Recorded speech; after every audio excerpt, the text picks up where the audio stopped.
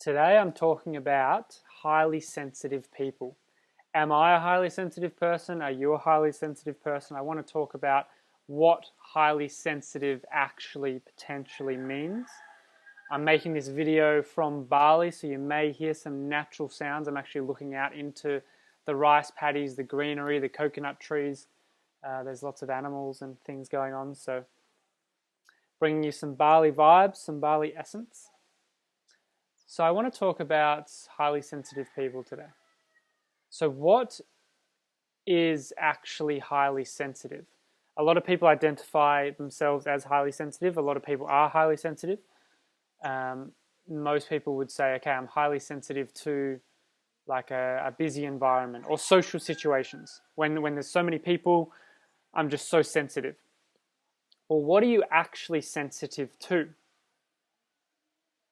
You're sensitive to your emotions because something happens external in your reality and that causes an emotional response in you, which is energy in motion moving through the framework of your body. And you're sensitive to that response that it's causing in your body. So I really want to make this clear.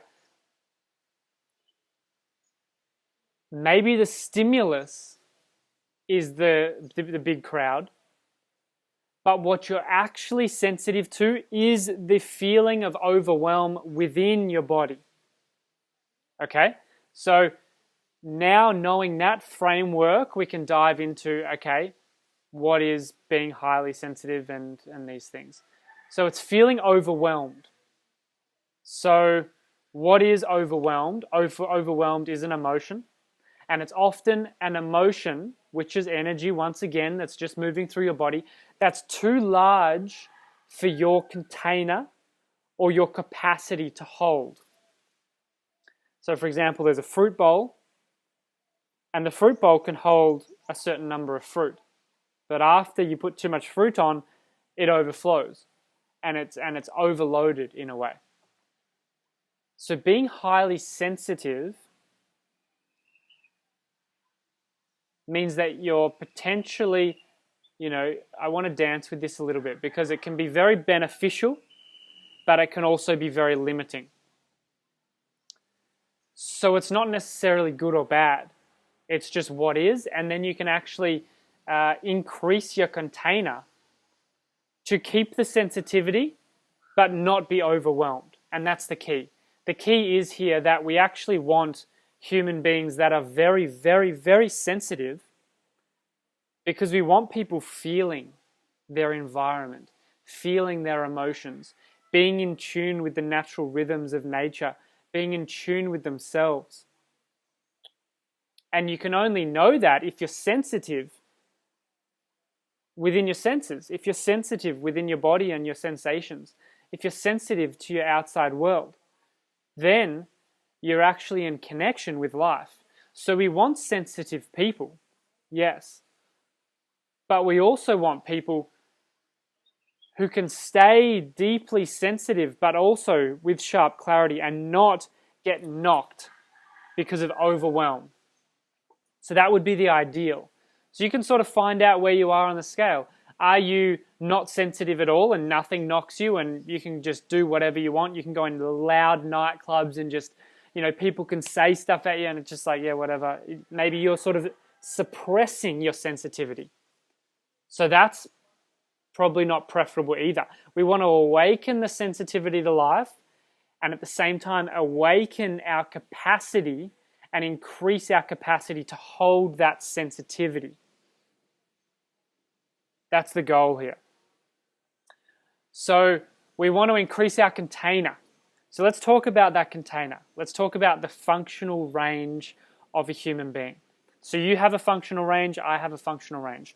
The functional range is connected to the nervous system and our emotions are going like this. And let's say this is our functional range. So our emotions are going like this. We're getting stimulated, we're getting excited, we're getting a little bit like, oh, I'm a little bit bored or whatever, but we're staying within our functional range. If we stay within this functional range, then we stay clear, we stay present, we stay aware,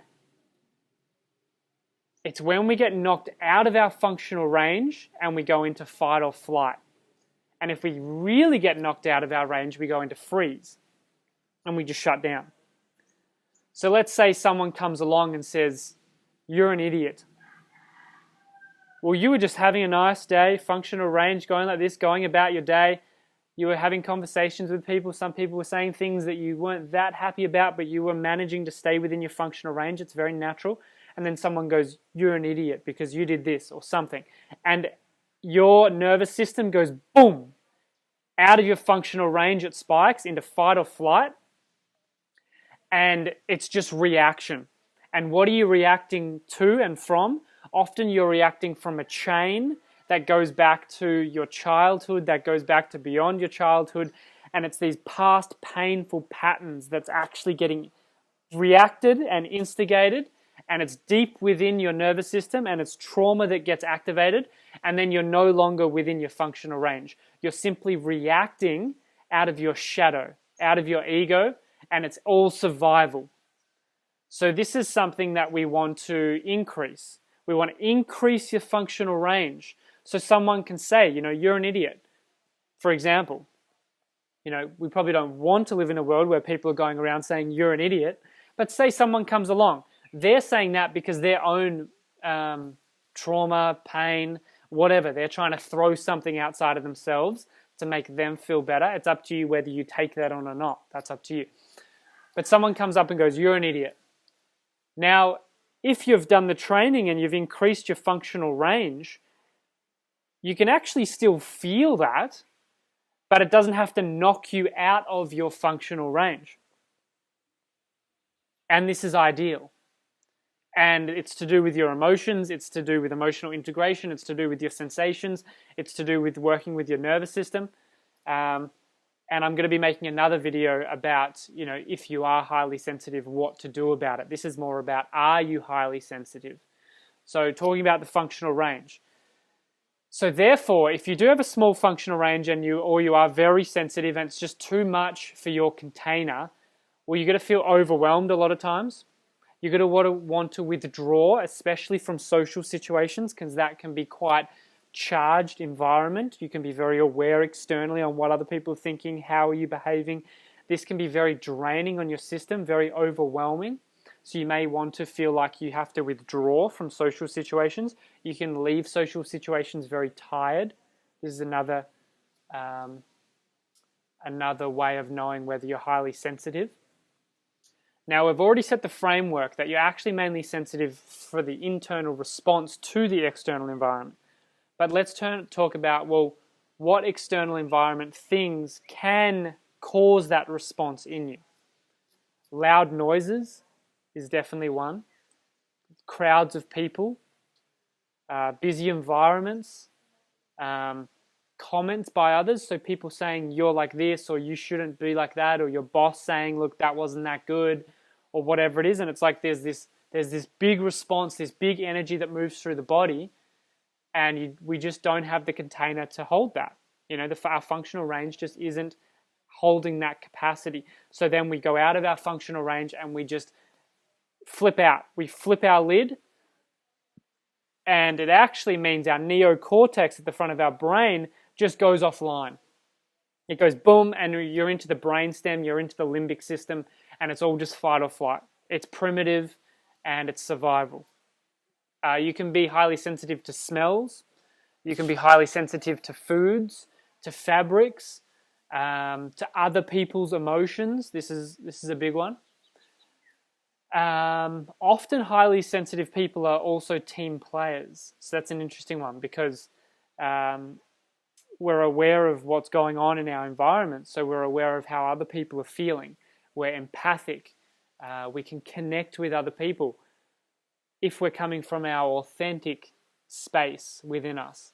But often we'll be very much team players because we're aware of our environment and we're sensitive to our environment.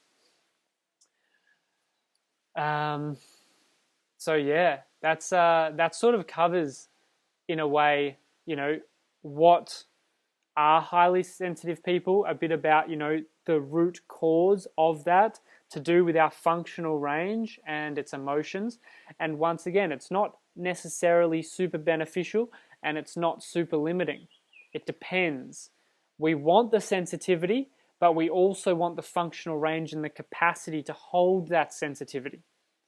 So that's something that I'm going to be talking about in one of my next videos, and it's to do with emotional integration, and there's also some other practical things that we can do to be increasing our functional range. So that's all from me about highly sensitive people. Hopefully you enjoyed this video. Subscribe. Feel free to email me if you want one-on-one support about increasing that functional range and diving into developmental trauma and things within and stored within the nervous system. You know, I'm here to support in any way I can. So that's all from me, all the way from Bali. Wishing you an amazing journey.